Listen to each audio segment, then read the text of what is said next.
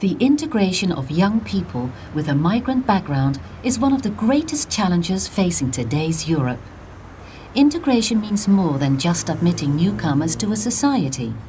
It also entails a mission, making that society a cohesive whole, a mission that involves all of us. Where integration fails, problems loom large: social disengagement, ethnic tensions, truancy, rising unemployment.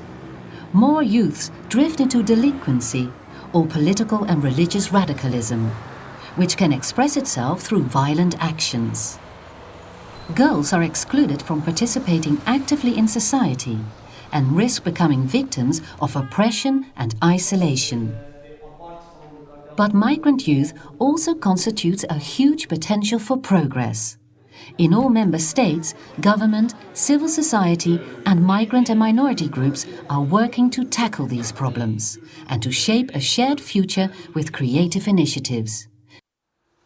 In the United Kingdom, the disturbances in Bradford, Burnley and Oldham in 2001 led the Home Office to develop a community cohesion strategy. The strategy is aimed at preventing exclusion and radicalization of young people by encouraging them to be involved. The city of Peterborough has given shape to this strategy in its Unity project. Young people from a variety of ethnic backgrounds are brought together and given the opportunity to get to know each other and work together towards a society without prejudice. A few youths, leading figures in their neighbourhood, have been trained as assistant youth workers.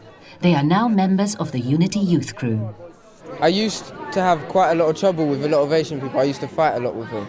And then I got involved in this and it's taught me a few things. It's made me a bit more respectable. And now, like, there's one person that's in the Unity Youth Crew, Ishi. We never used to get along, but now we're like that. We are good mates. We're just going to discuss how we could improve education, like to teach them about different kinds of racism, and then how the media puts racism, how the media tells people about racism, then the community, how we could reduce racism in the community. The City Council invited pupils at 3 secondary schools to take part in a conference about the city's future. In groups, the pupils list what they believe to be the biggest problems in relation to racism and integration, and what solutions they see. At the end of the day, their findings are summarised in a Unity Pledge, which the City Council promises to translate into a plan of action. We came up with more solutions, like the media should be less biased, they should be more willing to put the facts down of what happened and be less biased towards different races. Like, if there was a certain attack on somebody, it might label it as a racist attack, but it might have just been an attack because the person didn't like that other person. So stuff like that needs to be cleared up properly. I would say that we need to stress the importance of hearing the young people's voices, understanding their experiences, sharing the emotions they go through, to know really how they're suffering from rejection and not being welcome, not feeling a part of a local community or a nation or indeed in Europe.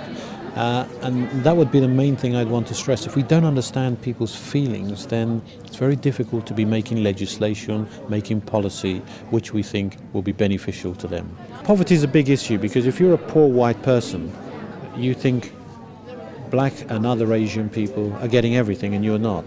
And equally, black and Asian people who are poor believe that it's racial discrimination that's stopping them from getting a job, decent housing, and having low incomes. You see, the refugees, the only reason they're fighting is because of territory, because they're coming You really don't in, like them, do you? They're like, no, I don't, it's not that.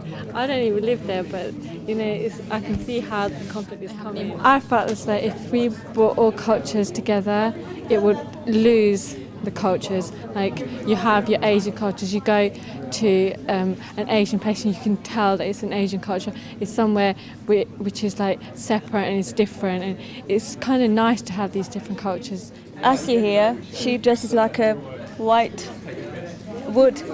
Whereas I have my culture with me. I mean, I'm wearing the traditional dress, I'm wearing the traditional headscarf, part of my faith. I mean, I haven't lost my identity, I haven't lost my culture, it's within me. Your identity will always be there, but you have to adapt to the British culture, or talk to the white people or the black people. I think there should be like a centre where we all can get together, find out more about each other and have a better understanding about each other too. Well, we've got our 8 points now, which represents the Unity Pledge. So we are going to build all of these 8 points, not into a policy, not a strategy, but an action plan.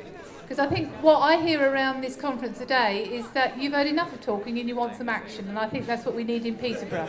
And we as adults are going to do something, but we're going to expect young people to do something alongside us, and that's something will be made clear as we translate these particular issues into firm actions that we'll take forward. I think the government should just listen to the youth. This is what it's all about here. They should listen to us. We deserve a say as much as the older people, because the older people, they've made a mess of things so far, yeah. So why not try listening to the youth, because we're there.